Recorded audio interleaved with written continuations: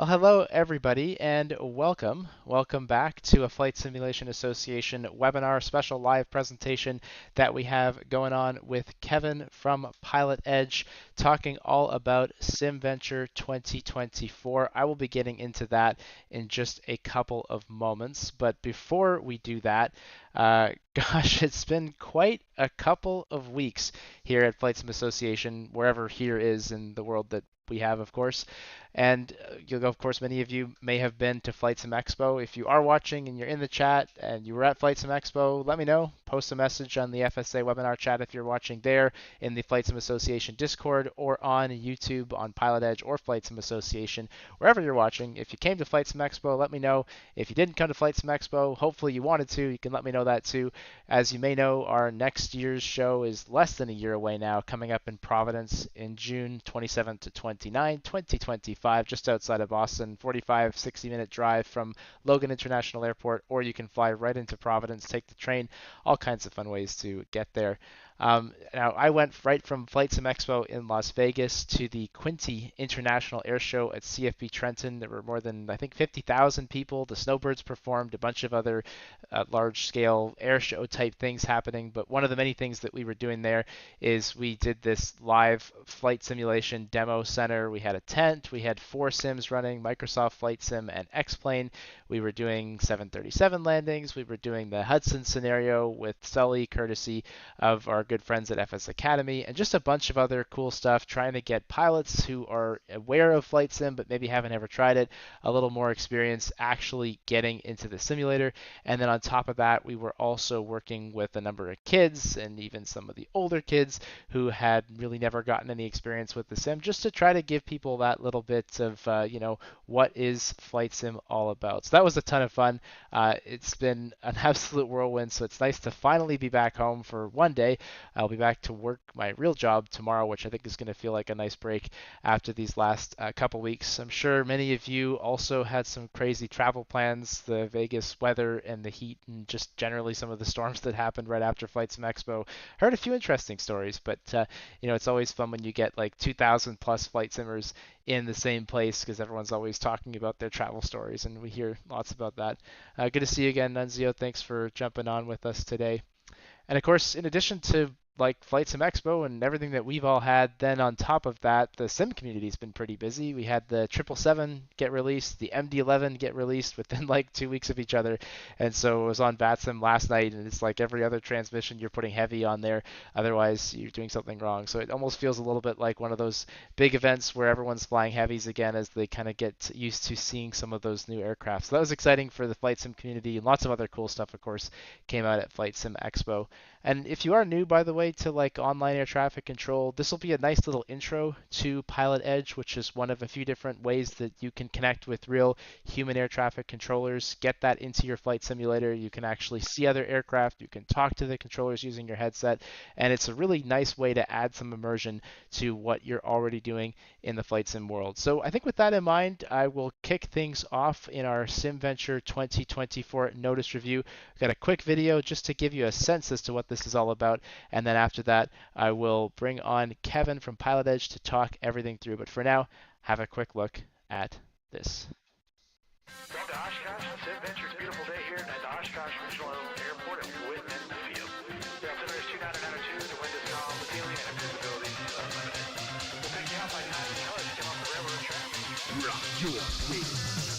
Runway Cessna, good rock. I'm going to put you on runway 36 right, runway 36 right, clear to land on the red square. Right turn eastbound now. Start that right turn eastbound. You're going to 18. Follow that east-west road. Good job. Oh, you the man. Second aircraft, runway 36 left, clear for takeoff. Right turn 15, right or below 1,300. Follow railroad, runway 27, down on the side of the ground bit, march on at 18.5. Turn the base, crank it around, crank it. Start that right turn for me right now. Crank it around. We're going to aim for the orange dot, and we're going to keep it airborne to the green. White and black, straight, fast. Pass the guy ahead and off your left, then gear down, slow down. You're clear to land at or beyond the blue dot on 18 right. Start your base turn now. White Cessna, turn right for the downwind. You're flying to Brown Cessna, wing up right base. Greg Grumman, turn your base now. Tight turn all the way around to the green dot. Crank it. I need you to point at that orange dot. I need you to go right to the orange dot. Harder. Keep it airborne until you're on the green dot and set it down on the green dot with a right turn into the grass. Very good walk on that. Monitor tower now 118.5. Welcome to the show. Clear to land on or after the green dot, right turn into the grass. Follow the flagman as per the note and welcome to Oshkosh. Rock your way.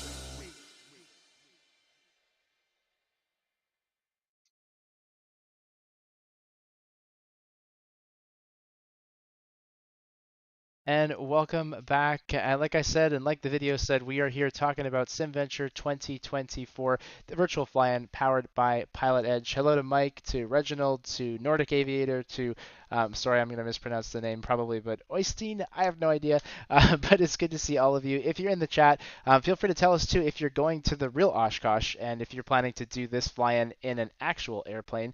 Of course, for those of you who don't know, my name's Evan. I'm the co-founder of Flight Sim Association, host of today's live session. In just a moment, you'll hear from Kevin, the Director of Marketing and Special Projects at Pilot Edge, talking all about SimVenture and getting you all geared up for the fly-in. Now, for anyone who doesn't know, Pilot Edge is one of a couple of different online air traffic control providers. There's VATSIM, for example, there's IVAO, and then Pilot Edge is a little different because it is a paid service that guarantees 15 hours of coverage every single day, 7 days a week. So there's no guessing, is a controller online, whether you're going to have coverage at the end of your flight. You know exactly when Pilot Edge coverage will be, exactly where it will be. Again, that is a paid service, but one of the nice things about it is if you haven't used it before, you do get 5 hours in a free trial. So that means that if you've never flown on Pilot Edge, you can do SimVenture, you can get plenty of flights in, and you don't have to pay anything. And of course, hopefully, when you've created that account, you've had that experience, then Pilot Edge might be something that you start to add into your everyday flight sim routine. So just to be clear, this is definitely about Pilot Edge. One of the things that they do every year is this thing called SimVenture, which is a really cool experience where you get to fly into Oshkosh, you talk to the real Oshkosh controllers, the actual people who are doing the real thing, but you're doing it in flight sim. And it's such an amazing way to prepare yourself for the thrill and the experience of the actual fly-in, of course. And if you're not flying into the show, obviously what a cool thing to do in the simulator to just get some more experience and talk to the real people. Do it just about as close as you can, of course, except for being in an actual airplane. Now, SimVenture started in 2020. That makes this year the 5th annual SimVenture event. And this year also, there's over $5,000 worth of prizes that you can get. I guess everyone who flies into SimVenture is automatically added in to this prize draw. Kevin can speak a little more, I'm sure, to what some of those specific prizes are. So in today's session, Kevin is going to be walking you through the SimVenture notice, which is hot off the press, just came out a couple days ago, and you can download that notice and follow along at pilotedge.net/SimVenture. That's pilotedge.net/SimVenture. You can download the notice for X-Plane or Microsoft Flight Simulator.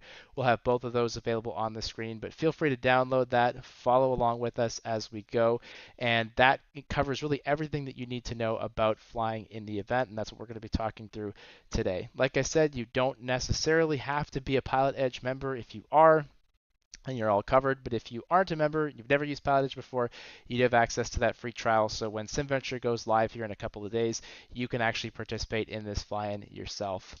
And of course, today's presentation hosted by us at Flight Sim Association. We exist to do stuff like this, just interesting, unique things that are happening between the world of real world and flight sim, and how can we bring some of those things together. So it is our privilege to be back hosting the SimVenture Notice Review once again this year, and I look forward to being along with you. I'll be monitoring all three of the chats on the Flight Sim Association website and our Discord on the Pilot Edge YouTube, and be answering any of your questions as we get going.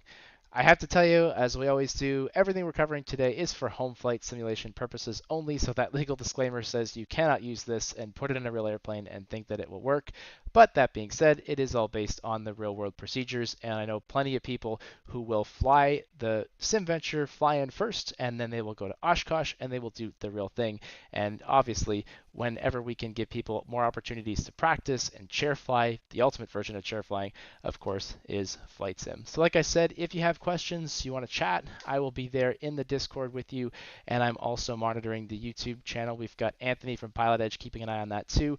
By all means, please post your questions. I will throw those at Kevin as we go, as well as just saving everything that's kind of general for the end. But for now, I think I will pass things off to Kevin for us to get started with our notice review. So Kevin, thank you again so much for doing this with us for now I think it is third year in a row, and welcome in. Thanks, Evan. What a great intro. Yes, absolutely. A very important disclaimer to this all is that, yes, this is just a notice review for SimVenture. Yes, our notice does mirror that of the real AirVenture. However, please use the actual AirVenture NOTAM when you're flying in there. Make sure you do review that, even though you'll find the procedures are near identical. We wouldn't want to lead you astray there. So, we're going to get started in just a minute. If you don't have a copy of the notice in hand, you can just go to Pilot Edge, the main website here, and there is a link for you to click here that'll take you to the page, and then you can select your simulator. We also cover Prepared and FSX as well if you're one of those users. Make it to the notice that way. We do have 3 different versions of the notice for all 3 actually kind of all 4 simulator platforms, several of which are tied to each other. We're going to be covering the FS 2020 and X-Plane notices today, since those are the most widely used simulators. However, you'll find the Prepared and FSX ones are very similar. In case anyone needs a moment to get all that together, I will also just mention a few other great things happening this year for SimVenture. Our webinar series, you'll find information about that up here. After every day of SimVenture, all 4 days, there's going to be a webinar, and you can read about more information on that here on the right. So that's new this year. We're kind of giving you something to do after SimVenture, so similar to you fly into AirVenture, the real Oshkosh, and you have something to do there. Prizes, Evan talked about, we have over $5,000 worth of prizes made up of the sponsors, the very generous sponsors you see here. You can read up more about that as well. And last week, we got some awesome new merch, Oshkosh related. So if you are heading to the real show, you can be the dot. You can walk around and be your favorite color dot. We got some real cool shirts for you there, all available on pilotedge.net/SimVenture. The other last thing I'll say, if you downloaded the X-Plane scenery, for the X-Plane users, if you download the X-Plane scenery yesterday, that is July 4th, 4th July, please delete it and re-download it. It's not necessarily broken, but there is a chance that you could have an issue.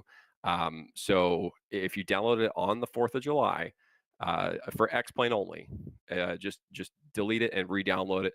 It'll just improve your stability. So with that said, let's get into this. As I said, I've got the 2 notices side by side. I'm just going to scroll through them both. By the way, notice is sponsored by 4Flight this year. 4Flight is also one of our prize sponsors, giving away a whole year subscription of their best, highest premium subscription service. So whether you're a real world pilot or a flight sim user, you can use 4Flight. It's a great tool. And it's got, thousands of tools there. So they will also be doing one of our webinars as well. So getting into this, I'm going to go quickly with the mindset that you can pause and rewind this, especially after the fact too. So if you have any questions, please drop them in the chat.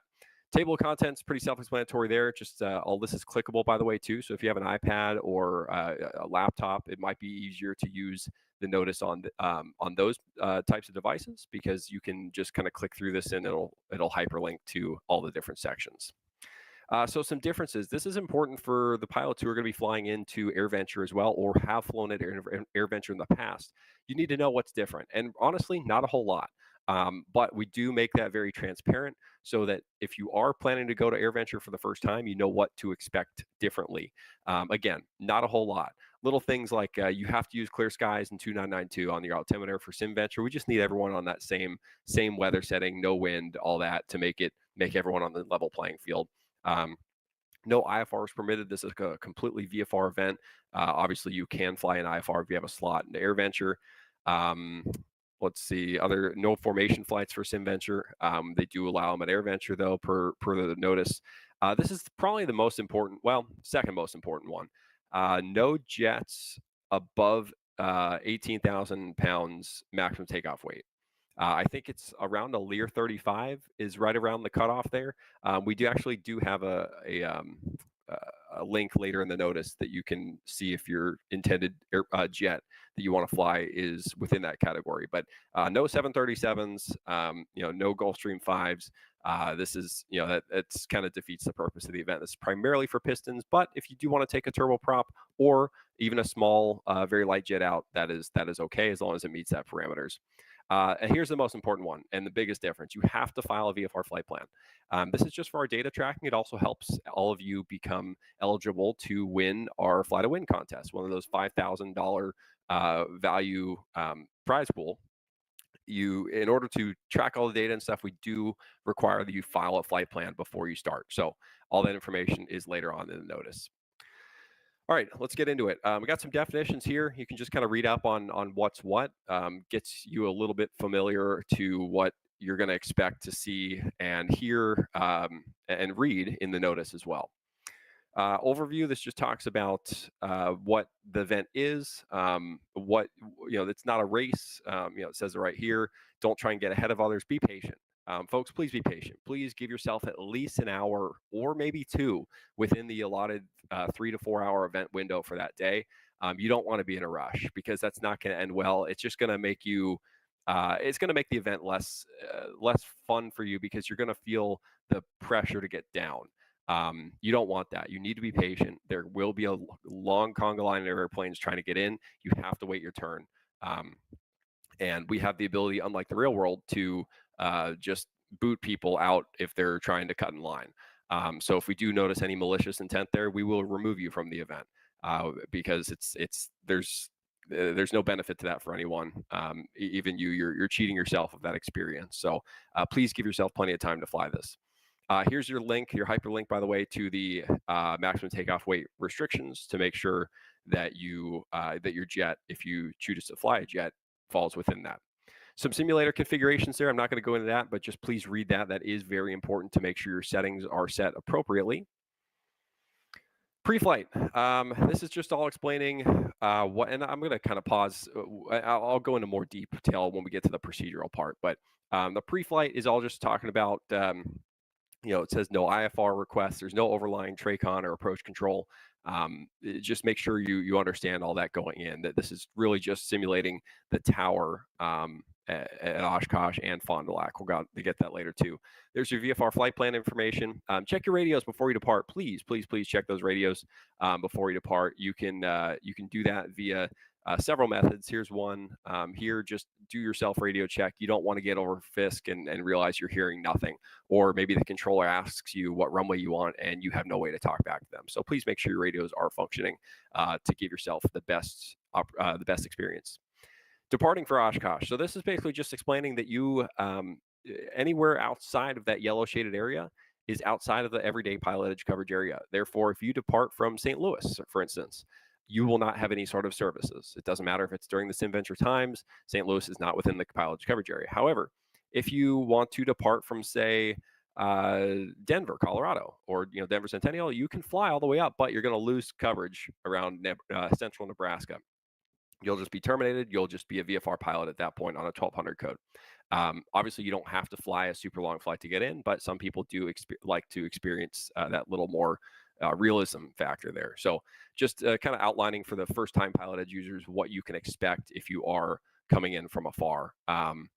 Keep this in mind. This is really important. Avoid the class Delta, Oshkosh class Delta when you're approaching. So if you depart from, say, New York, to join the Fisk Arrival, you have to go west of the airport, which means you're basically going to be overflying Oshkosh. Please remain clear of the Delta and at or above 3,500.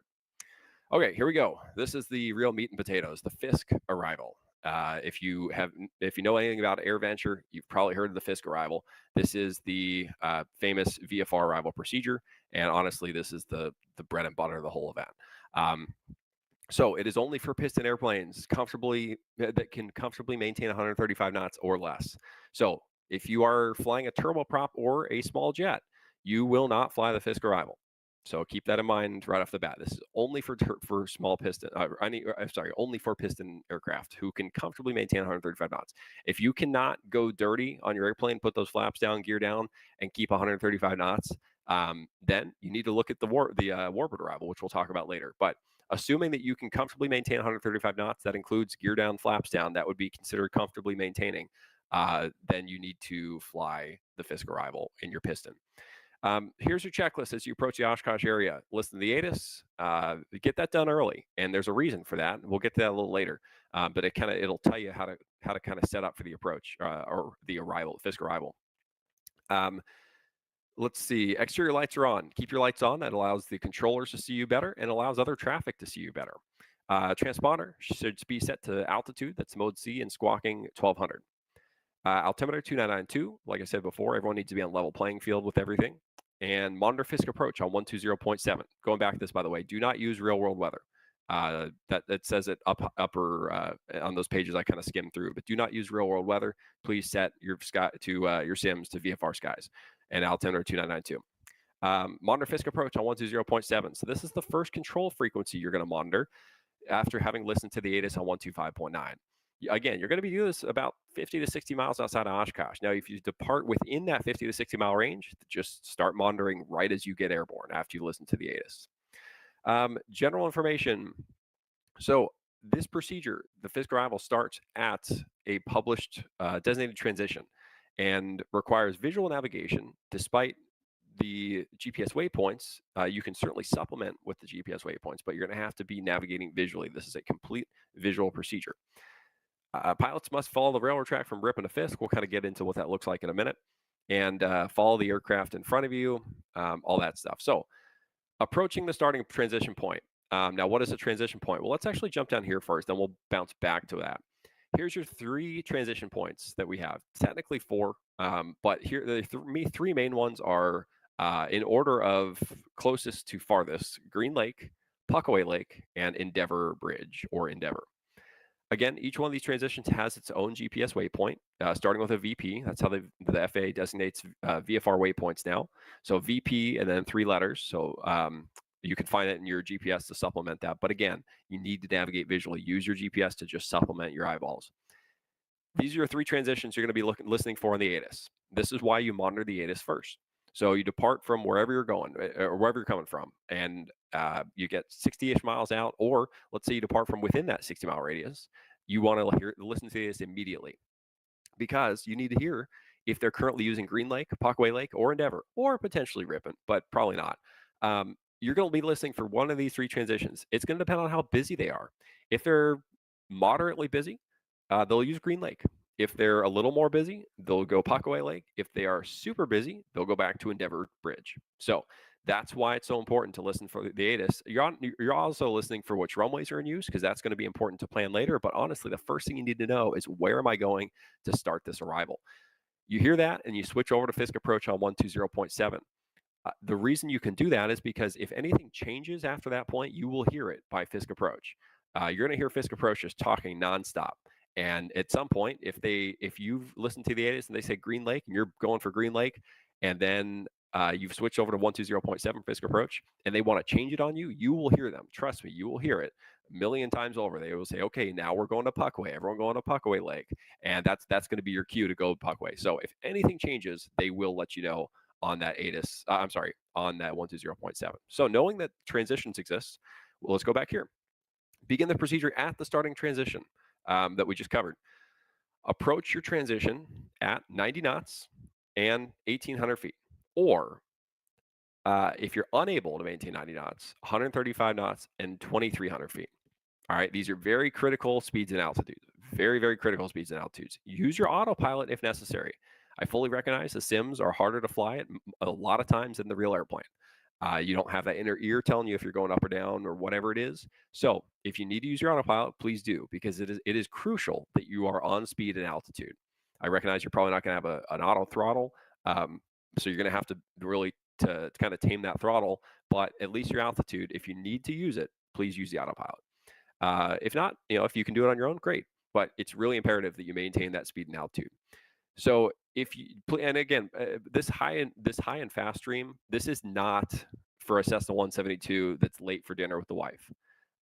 Again, like I said before, please allot yourself enough time for this event. You're gonna get called out if you're a Skyhawk on the high stream, and you're gonna get sent back. And if you don't get sent back, guess what? You're gonna get booted off.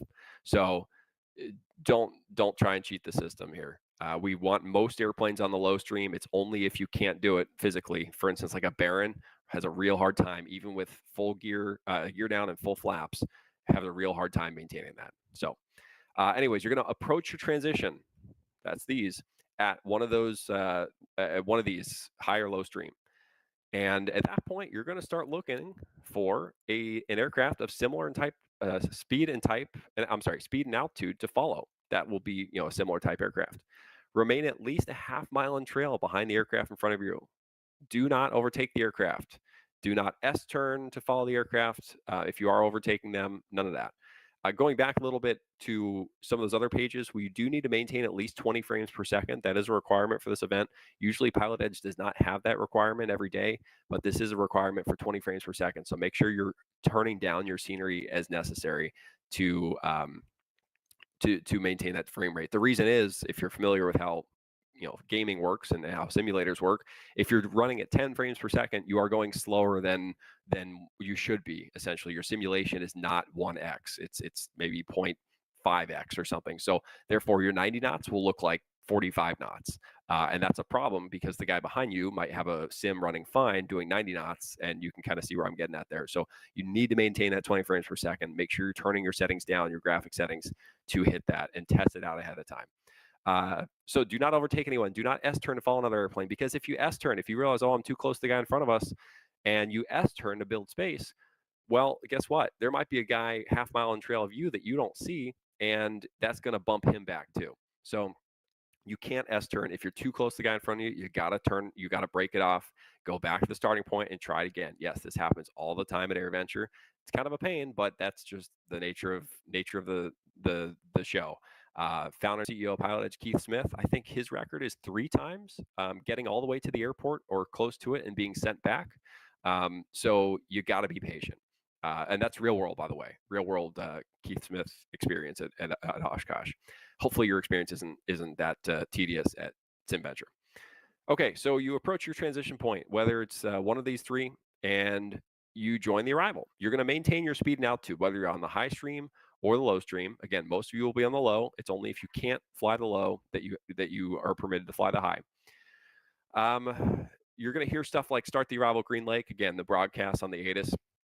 And then here are the definitions of the transition points. You can kind of see them on the map here. The circles, obviously, they're at the southwesternmost tip of the lakes. And then Endeavor out here, there's a bridge you can kind of find. Again, you can use the GPS to find those points as well. Once you've located the point visually, please continue visually to hit the southern points of the lakes. That's the whole thing there. Stay on the very southern edge of the lake.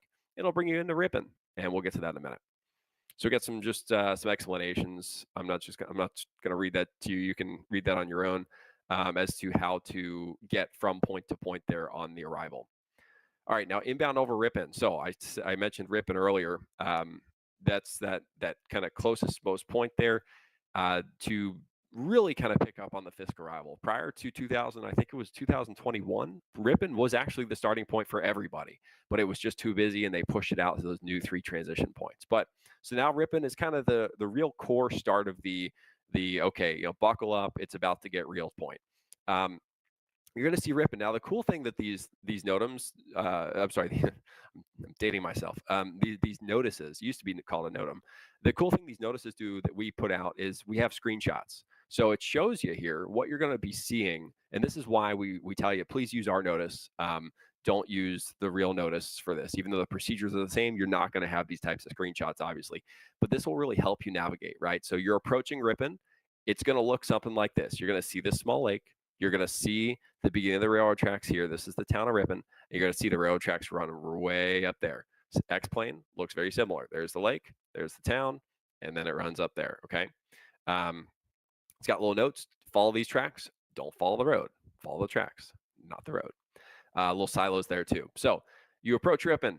Again, we've got some notes here. Use full flaps. We talked about that if necessary, if you need to. Sequence yourself single file. Again, we're really stressing half mile and trail. Now let's talk about simulators. It can be difficult to spot traffic in the sim. It can be difficult to spot traffic in the real world too. But usually a half mile, you can see them pretty well. Beyond about a mile, you really start to lose that traffic. But if you're seeing that airplane as kind of a little dot in front of you, it's pretty safe to assume you're a half mile behind them, or maybe a 3/4 mile, but right in that good range there. Again, if everyone's doing the same speed, you should maintain that very easily. So it shouldn't be a lot of adjusting because hopefully everyone's doing 90 knots. Remain at least half mile in trail. Do not overtake. Do not S-turn. We stress that very heavily.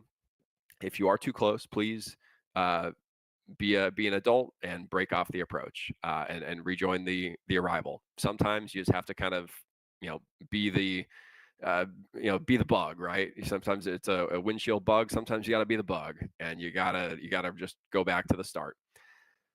If possible, lower your landing gear prior to approaching Fisk. This is twofold. Number one, it allows for the controllers to see you better, right? More airplane sticking out allows the controllers to visually see you better.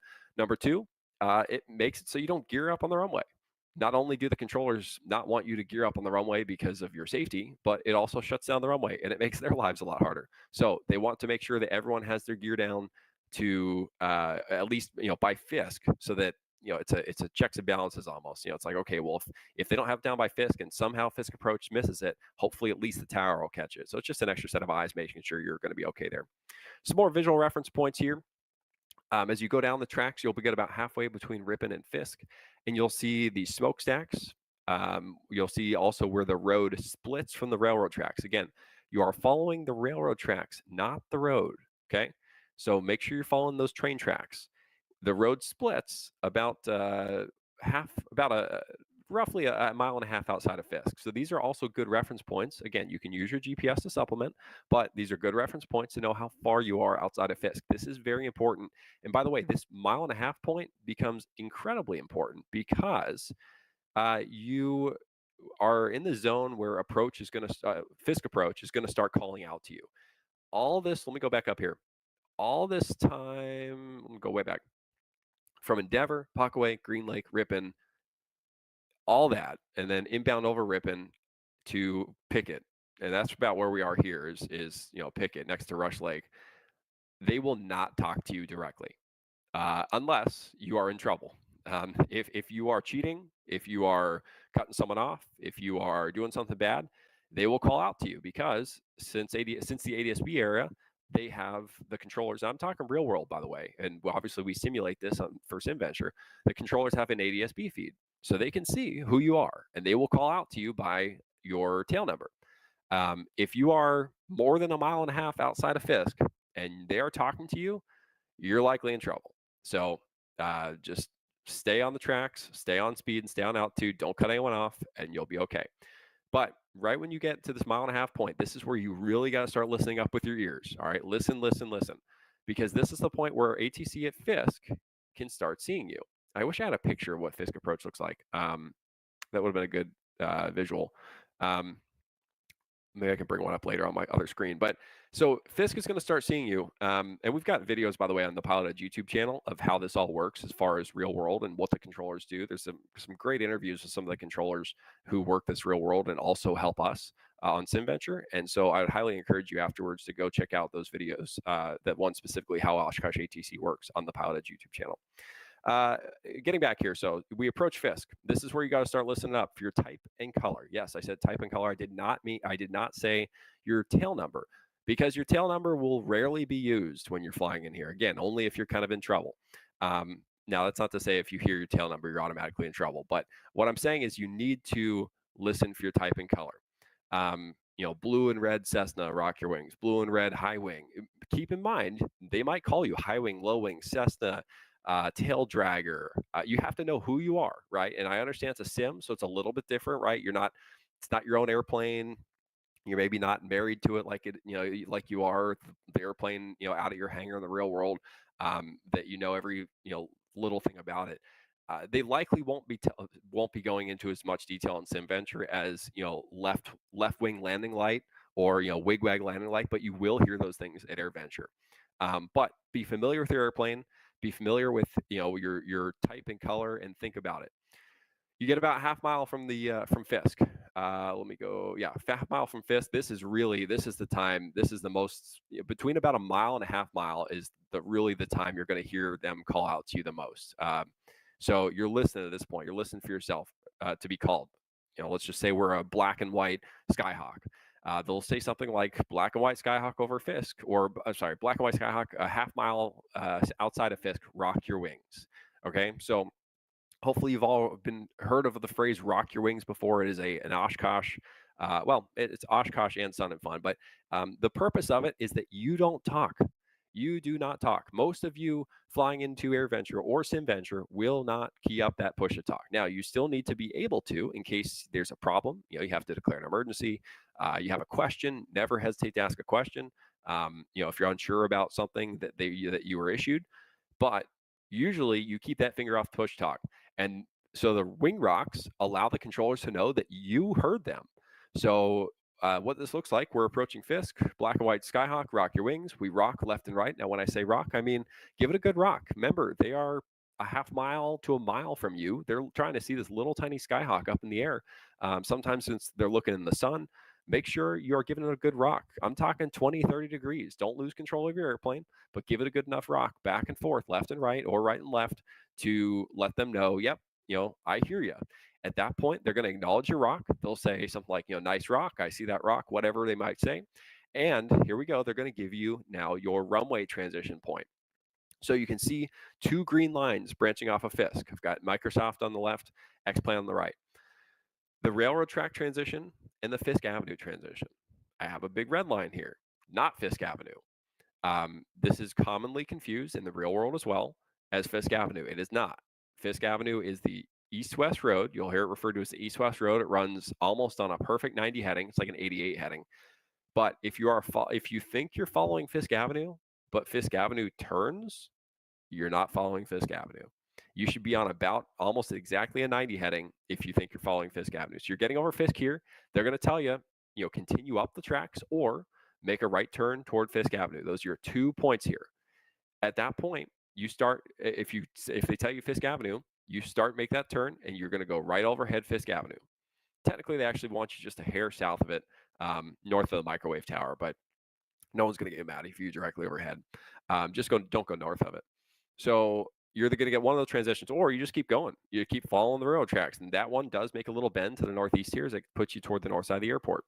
So these are for runway 27 and 9 on the railroad tracks, or runway 3618 for the Fisk Avenue transition. Okay.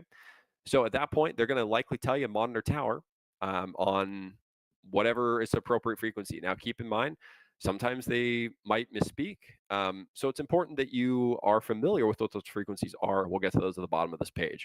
Again, still stressing the half mile and trail, still stressing that speed and altitude. They are so important. Remain directly over the railroad tracks. Do not cut the corners. If the railroad track, let's go to an example. Here we go. The railroad track turns at Pickett. You can see it. It's about a 5-degree turn, if that. But they will be able to tell if you are not over those tracks because you will be the one out of line. You need to be directly over the head of railroad tracks. They should be directly underneath you. Do not cut that corner. Okay. Listen very carefully.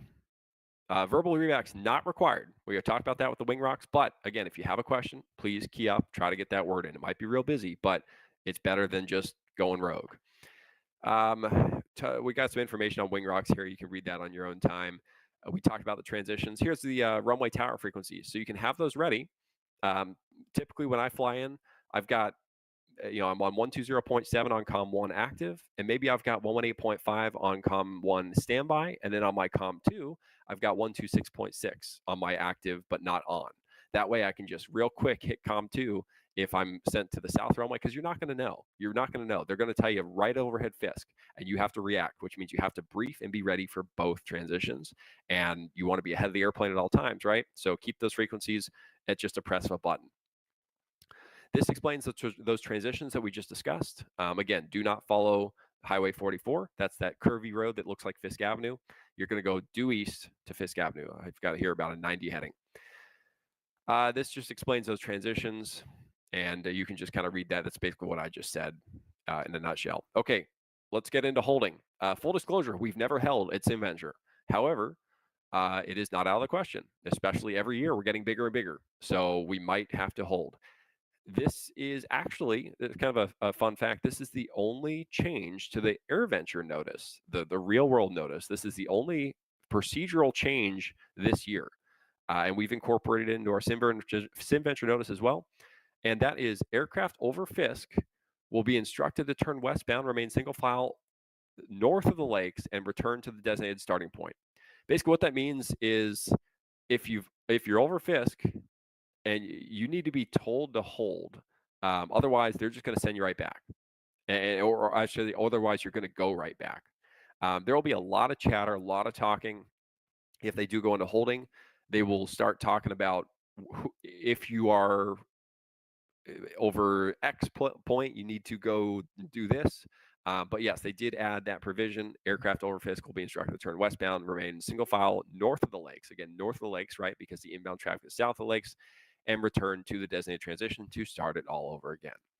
That's about all I'm going to say about holding, since, again, we haven't done it much, but still please be familiar with it because it absolutely could happen. Okay, that is the end of the Fisk Arrival. Let's talk about the turbine or Warbird Arrival. Don't think of Warbird as you have to fly a P-51. This is just, well, it's actually named after Warbird Island, which we'll get to in a minute. But it is the turboprop and small jet Arrival. So you cannot fly your Cessna 172 on the Warbird Arrival. Just because you're coming from the south or the southeast doesn't mean you get to fly the Warbird Arrival. No, it's all about what type of airplane you're flying. Number one, please be experienced if you're going to take a high-performing airplane into a SimVenture. This is not the time to bust out the King Air for the first time. Please be smart about that. If you frequently fly the King Air or the Citation, the small Citation, and you think, yeah, I'd like to, great, have fun. But if you're usually a Cessna 172 pilot and you just want to try it, please don't. Or you've got 5 days to prepare yourself. I guess 7 days to prepare, 6 days to. I'll get it right. 6 days to prepare yourself at the time of this recording. So if you can get proficient within that 6 days, great. But please don't bite off more than you can chew. Okay, we talked about this earlier. You can only fly this if you're unable to Fisk Arrival. We've got that provision for the jets, the maximum takeoff weight again. Here we go. So again, listen to the ATIS. Now this arrival is very, very different. And the biggest difference is that you talk. If you have mic fright, don't jump in the Warbird Arrival. I say that jokingly, but you're going to talk. So first and foremost, you still monitor the ATIS. That's going to tell you the runway in use. Obviously, the transition point, the starting transition on the Fisk Arrival is meaningless to you for the Warbird Arrival. So you can ignore that. But what is important is the runway in use because, we'll get to that in a minute. Number one, avoid Fond du Lac airspace. So we'll get to this in a minute. Fond du Lac is usually an uncontrolled airport that is temporarily towered for AirVenture or SimVenture in this case. So avoid that airspace, number one. Now, if you're departing Fond du Lac, a little bit different, but you still need to kind of climb up and above Fond du Lac airspace to get on the Warbird Arrival. It defines what the airspace is there. And aircraft weighing more than 12.5 must advise ATC on initial contact. That's really for parking reasons, so they know kind of how to park you. But so it's going to sound something like this. So two-way radio communications are required. All aircraft shall report to Oshkosh Tower when over the city of Fond du Lac, and again over Warbird Island. Again, Warbird Island. That's why this is named Warbird Arrival. It's not because you have to be a Warbird to fly it. This is really important, and this is why you got to listen to that ATIS. Well, not the only reason, but probably the most critical from ATC's perspective. Because the ATIS, the runway in use, is going to dictate which frequency you call. So if 36 left and right are in use for arrivals, you report on 126.6. You're going to report inbound. If not, if anything, if 36 left and right are not being used for arrivals, whether it's 27s being used, 9s being used, 18s being used, if you're not hearing 36 left and right are being used for arrivals, then you report an 18.5 instead. Okay, so that's how that works. Examples of your report. You're not going to use your N number. You're going to use your type and color. So Oshkosh Tower, black and red King Air, Fond du Lac. It's super simple. No altitude. This is very non-standard from what you're usually used to. But black and red, Oshkosh Tower, black and red King Air, Fond du Lac. And then you get over, they'll acknowledge you, and they'll likely say report Warbird Island, or maybe they'll tell you to hold. You're going to adapt to whatever they tell you. But you get over Warbird, and that point, black and red King Air, Warbird Island, or white TBM, Warbird Island, whatever you are, right? At that point over Warbird, they're going to give you an instruction, whether it's hold over Warbird for sequence, maybe or hopefully you'll get your pattern entry at that point. So enter, right base, runway 36 right, report, 2 mile final, whatever it is. At that point, it becomes very kind of more class Delta-ish, like you're used to. This just has some more definitions in there. Stay alert for other airplanes.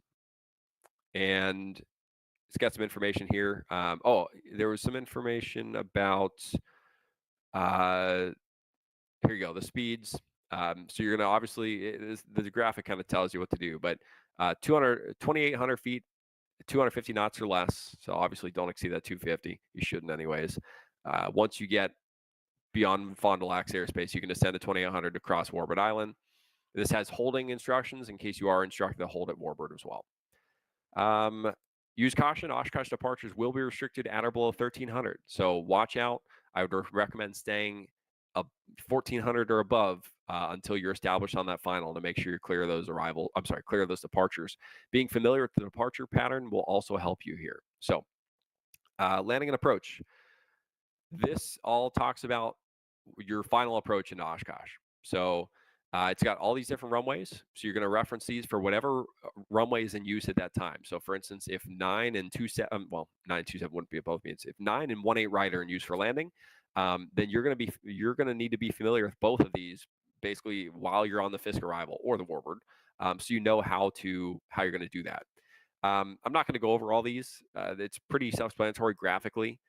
But you can ignore the IFR stuff too. It says IFR arrivals. These are just copy and pasted from EAA's notice for the actual show. What is really important though, please, please, please read all the text on these with regard to the runway you're going to be using. The most important is the runway exit instructions. Please read those. I'm not going to go over them. I'm not just going to read them to you, but please read those because knowing how to exit the runway is very important for the entire event to work. The controller may instruct you how to exit the runway, but in the event they don't, know how you're supposed to exit the runway. By the way, it is not 90-degree right turns off onto hard surface. It is angle off into the grass. That's number one for most of them. 3-6 right, you're going to taxi all the way down to the end. But again, that's all textual in here. Please read it. Taxi for, okay, and then now we get into the Flagmen. Let's hold that thought on the Flagmen. I'll show you the Flagmen later. Okay, again, more runway approach stuff. Please be familiar with this, approaching the airport, and make sure you know how you're going to exit the runway. It also has some go-around instructions as well. If ATC does not give you any other instructions, or if you can't get a word in and you need to go around for safety, please do so, and just be familiar with those no instruction from ATC go-around procedures prior to approaching the airport. Again, a lot of stuff to brief here, but that's how this event all works, both SimVenture and real world. Okay, VFR departure from Oshkosh. So again, I said before, especially on that Warbird Arrival, but it's also helpful for the Fisk Arrival. Be familiar with how airplanes are leaving Oshkosh.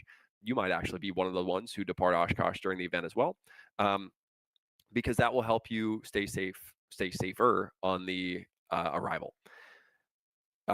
So let's assume you have loaded up at Oshkosh, or maybe you've taxied to the ramp, you've watched some airplanes, now you're ready to leave, or you just need a bathroom break, whatever it is. So you are starting at one of these two starting locations. Those are the only spawn spots if you were to load up at Oshkosh in our scenery. These are also our designated parking areas if you land and want to taxi to parking. You'll see all that signed in the scenery itself. If you're beginning from Oshkosh, listen to the ATIS. Again, all this starts with the ATIS, right? And then there is no ground control. So you listen to ATIS, and you want to then tune to the tower frequency for the runway which you will be departing. And those frequencies are down here. They're different than the landing arrival frequencies. So if the ATIS says you're departing 3-6 left or 1-8 left or right, you're going to tune this frequency, 18.9. If ATIS says you're departing from 2-7 or 9, you'll tune 128.75. At that point, you will begin your taxi on your own. Again, there is no ground control. There's no one to call for taxi. Now, real world AirVenture, there will be flagmen to point you in the direction at which you need a taxi. SimVenture, we have dynamic flagmen. That means the flagmen will pop in and out of your sim as necessary to point you toward the departure runway. This is very important. Flagmen will always point you toward the departure runway. When you land, backing up a little bit, back up a page or two, when you land at Oshkosh, you will follow the flagmen until you see signs for parking, and then you will follow the signs and turn into parking. Okay, that's assuming you want to go to parking. Now, if you land and you want to just depart right back out, great. Just keep following those flagmen all the way. They'll take you right to departure runway every single time.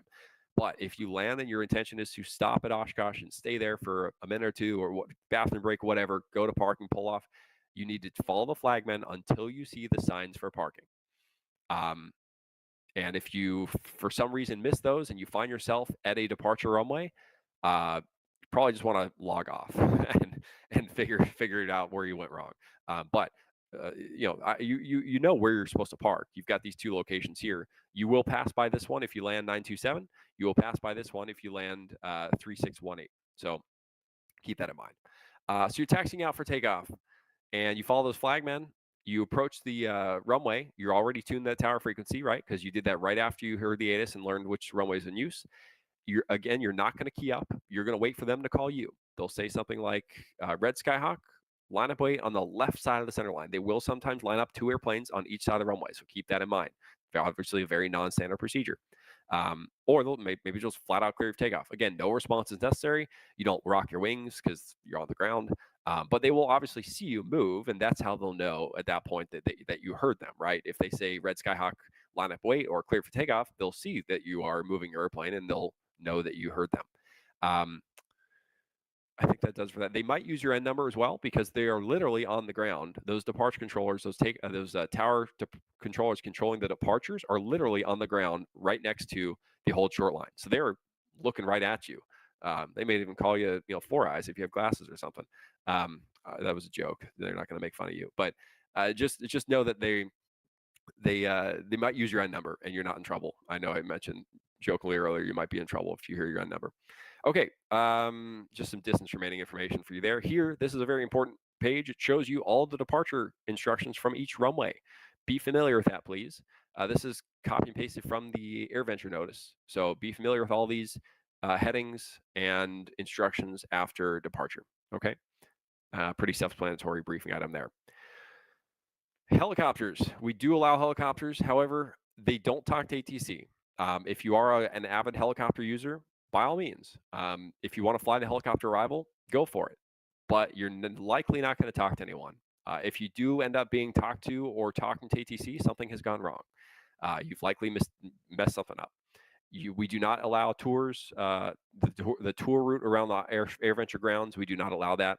If you see helicopters flying around the AirVenture grounds, SimVenture grounds, they are either being flown by Pilot Edge staff members or they are pre-recorded drones just to add that value and that fun, visual reference into the sim. But if you want to fly to and from the airport with a helicopter, the procedures are right here. Fond du Lac, talked about that earlier. Usually a non-towered airport, but it is temporarily towered for SimVenture and AirVenture.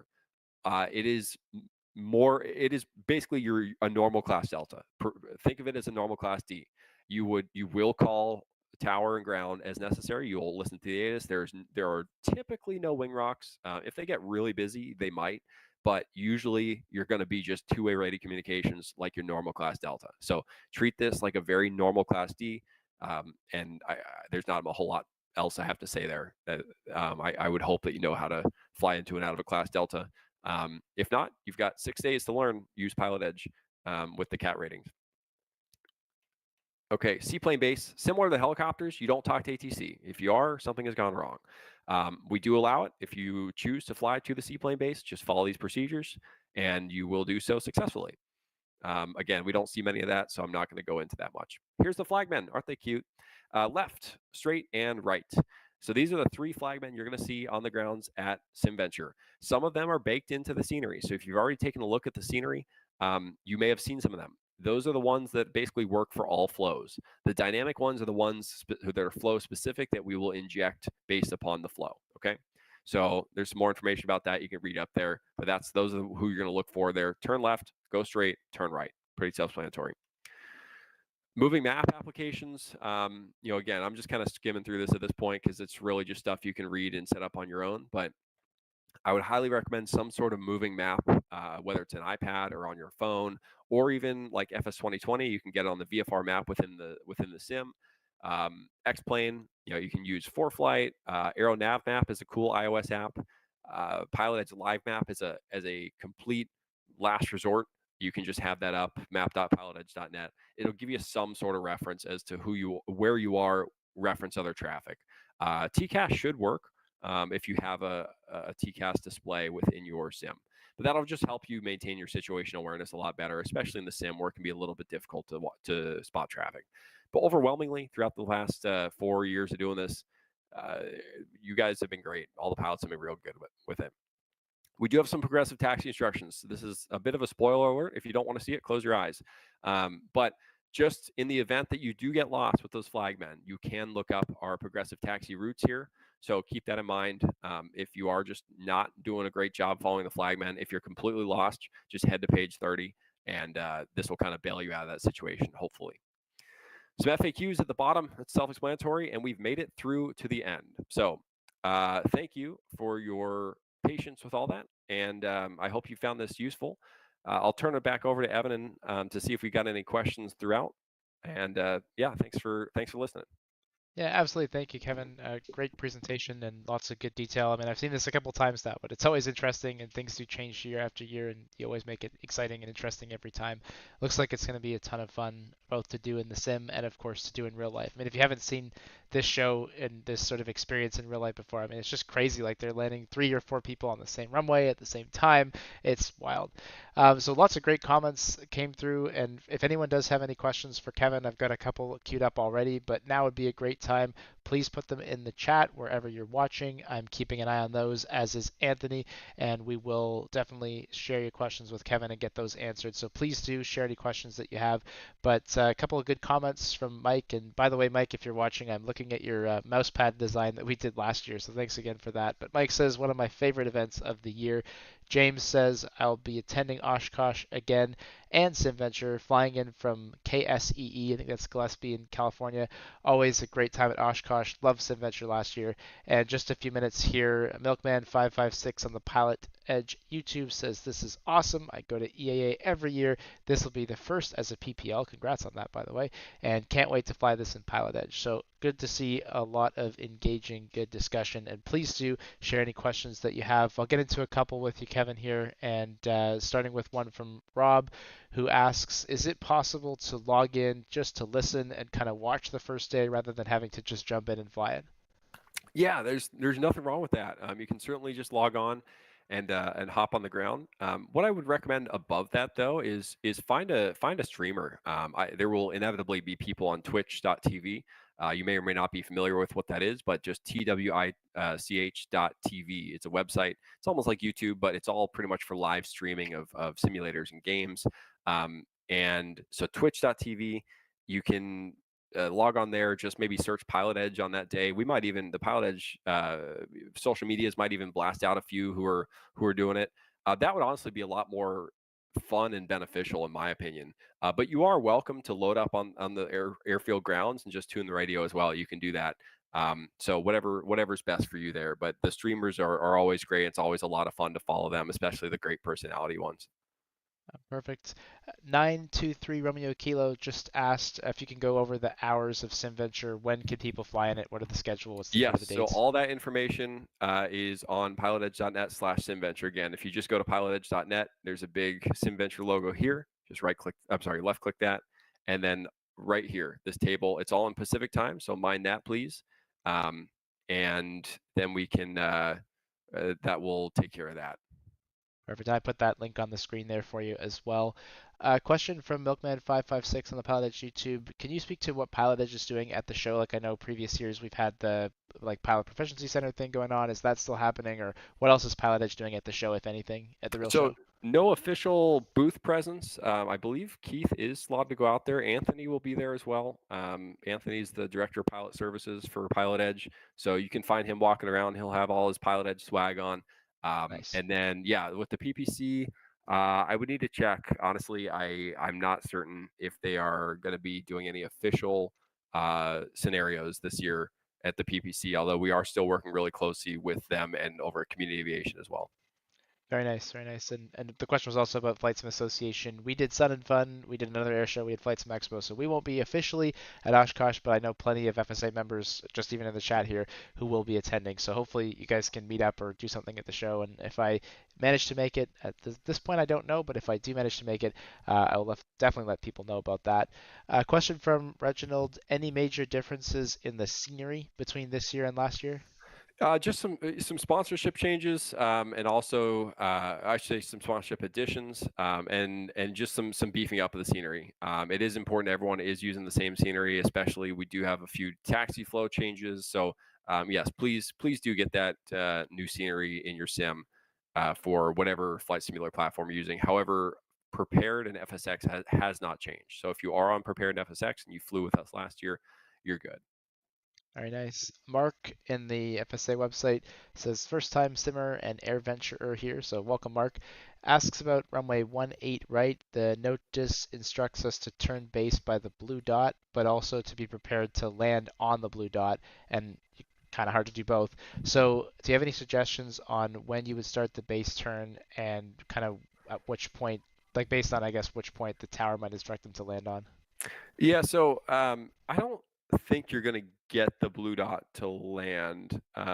If you're still here in chat, you can tell me where you may have seen that. I can't say I've ever seen that. Usually, the blue dot is used as an aiming point, at least with this procedure.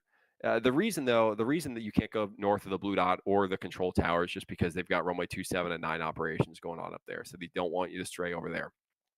They may, if they really do need you on the blue dot, they may allow you to extend ever so slightly as they can coordinate in the tower with the other side of the airfield and see if there's any other conflicting traffic up there. But generally, you're going to plan for the pink or the yellow dots there. That is a tight approach. That is by far the most challenging approach at AirVenture and SimVenture, because as a tight turn to final, this is basically all one turn, and you're still going to be winged down about 50 feet off the ground. It's a fun one to fly, but you got to be on your game. Yeah, absolutely. And Mark is in the chat, so if that didn't answer your question, or if you wanted to clarify anything, feel free, and I'll definitely voice that in. And just to follow up from them as well, for a microphone and headset, is like earpods are okay? Is like anything specifically recommended versus another, or do we just need to be able to basically communicate in two ways? Ideally, a computer headset, like a USB headset, is best. If that's what we prefer all Pilot Edge users to be using because of quality reasons. But you certainly do need a way to communicate with ATC. Webcam mics are notoriously bad, or built-in mics. So you can just go grab a really inexpensive USB headset out at Target for $20, and that's going to be all you need.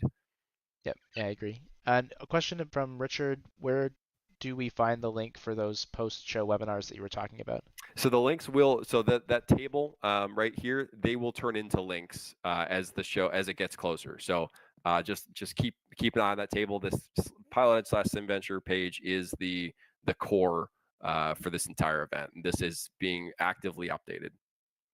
Perfect. And just a couple of questions from me out of interest, if you don't mind, and then I think we'll probably wrap things up. But just how many pilots or people kind of participate in SimVenture typically? And then can you speak a little bit to how you get the real world controllers kind of in Pilot Edge? Because I'm assuming that it's a little different for them working off a computer screen than just looking outside. Yeah, so we had over 2,000 arrivals last year. That's awesome. And it's been going up every year. I think the first year we only had about 1,000, but we were really excited about that, and it continues to grow, and we're real happy with the amount of support we're getting from both sponsors and EAA and NACA and everything. Speaking of NACA, that's the National Air Traffic Control Association. That's the union for the controllers. That is where our controllers kind of come from. Essentially, NACA is our contact. And they're the ones who help get us the controllers. The fact of the matter is the controllers love doing this. They're doing this, for those unfamiliar, they don't work at Oshkosh. 51 weeks out of the year, they are at a tower somewhere else in the country.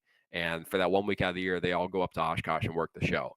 It is a volunteer. You have to be selected to do it, but they're all going up there voluntarily.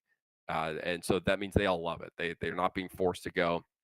Because they love it, they also love doing it with us, and so it's an honor to work with them and to have them do the thing with Pilot Edge and SimVenture alike. Nice. And hey, just sorry, one last one from Nunzio about Pilot Edge generally, which I appreciate you may not be able to answer, but I'll throw it at you anyway. Any talk or plans to expand Pilot Edge to the East Coast or anywhere outside of the kind of traditional coverage areas that you've heard about? Yeah, Keith is always looking at other opportunities to do that. There's a lot that goes into that. You gotta know that the quality of the ATC coverage, and to be able to build out that airspace and to build those procedures is not something that can happen quickly. Everything is data that comes from the FAA via FOIA requests. So that is a process that takes years to make sure that we get it right. There's, we can't just build an airspace overnight. Even, building little Oshkosh area, which is, realistically just about a 10-mile radius of active, airport ATC, that took months. So it takes a long time. And, I know Keith is actively looking at, at other areas. Perfect. Kevin, well, thank you so much for being on with us, and again for working with us on this SimVenture notice review for I think it is third or fourth year in a row. It's been a ton of fun working with you and being able to answer some of these questions. And look, one of the things that we're really trying to work on here at Flight Sim Association is to just support the intersection between flight sim and real flying. So to see EAA and ForeFlight and some of those names that are synonymous with real world aviation paying attention to Flight Sim, that's a big deal for us. I mean, obviously, that's something that we really strive for at Flight Sim Expo and in any number of the other things that we do, like the Sun and Fun thing we did earlier this year. So that's awesome to see. So big thanks to Kevin and Anthony for helping us moderate in the chat. And, if this isn't necessarily your thing, online ATC is a great way to just add to your simulation experience. So if you've never tried VATSIM, Pilot Edge, IVEO, some kind of a live air traffic control service, or now the new Say Intentions one, which is an artificial intelligence-based option, it's a really cool thing to be able to actually speak to, in the case of VATSIM, Pilot Edge, or IVEO, a real human controller. So definitely something to consider if it's not through SimVenture. Maybe this helps inspire you to get involved with online aviation in another way. And then just to wrap things up, for those of you who were at Flight Sim Expo this past year, we are going through your survey results probably starting next week. So you did get a link if you came to the show. Please take a few minutes to fill out the survey. At last check, there were over 300 people who had done that, so thank you for that. And Phil and I will be with you on August 7th. We decided to move this a couple weeks just to give people a little more time to fill out the survey and give us some time to look through it. But in our now annual tradition of hosting the event debrief webinar, Phil and I will literally walk through with you the survey results, see what you had to say about some of those interesting hot take questions that we asked, like the length of Friday and whether or not you might want to see the show in Canada. So we'll be covering all of those things, asking and answering your questions live on stream. So you can go ahead and register for that over at flightsimiassociation.com/webinars. So as we wrap things up today, Kevin had hinted at this little video on the Pilot Edge YouTube channel that covers a little bit more about how the real Oshkosh air traffic control works. So we have that video teed up and ready to go for you. So I will leave you with that. We are back live on August the 7th. You can register for that webinar over at flightsimiassociation.com/webinars. You can support us by becoming a Flight Sim Association captain on our website.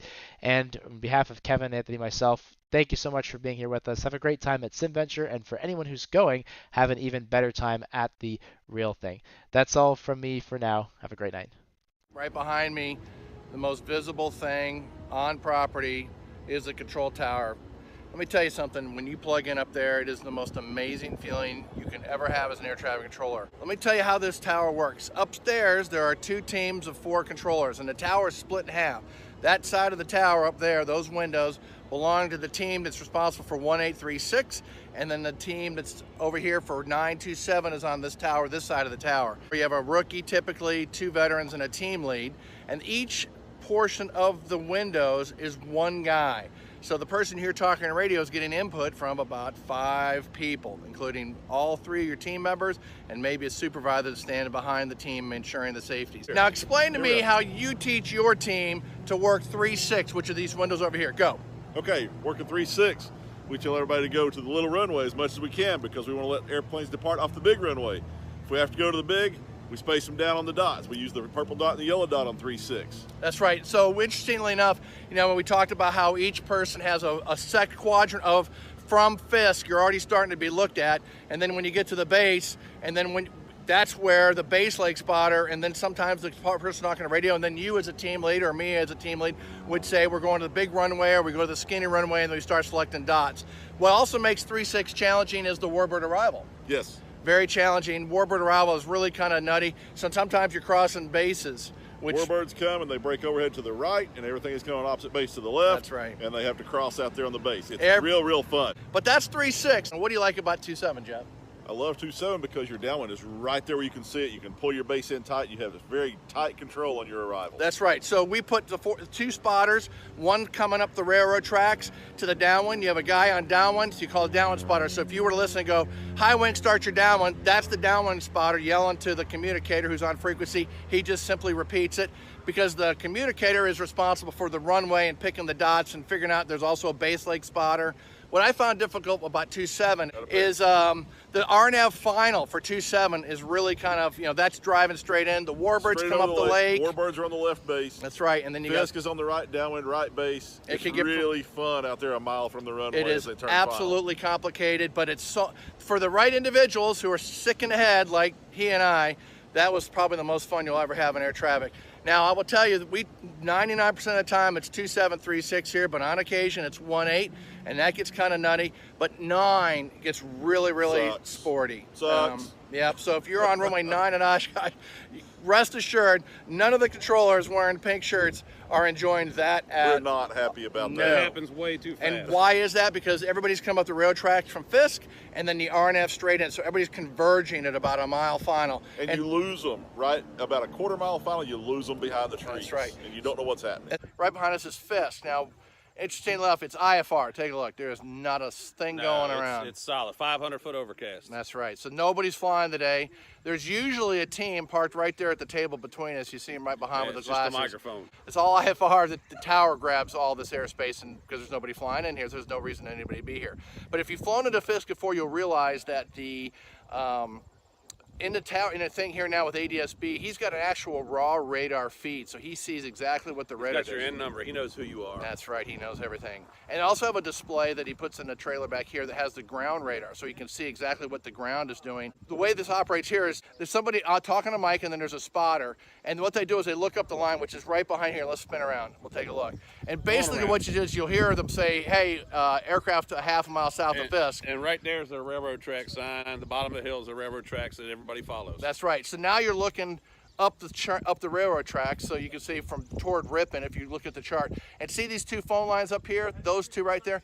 That is what we use for a spot to determine when you're half mile south of Fisk. Right. So as the airplane comes up and they go between those two wires, I always teach the rookies to make sure that's about half a mile south of Fisk. Rock your wings. It's a great location. And then what they'll do is they'll either spit you out to one direction or back up continue up the railroad track for 27 or over to 3618. And also, if you come out here and you're visiting Fisk, you can pop a lawn chair right over here and you can sit there and watch. It's probably one of the best kept secrets of Bring yourself Oshkosh. some spotted cow and a lawn chair, and it's a great afternoon. Yep. And right there is runway 27. Right there. Now right behind us, look there, right over Joel's bald head, is called a moo cow. And the pink shirt controllers up there, they're working departures. So all the departures you see right there, you'll see them. The two guys up there, one is in communication with the tower, the other is actually talking to the pilots. But this is how it works. These guys clear for takeoff. Right off there, you'll see a couple in position.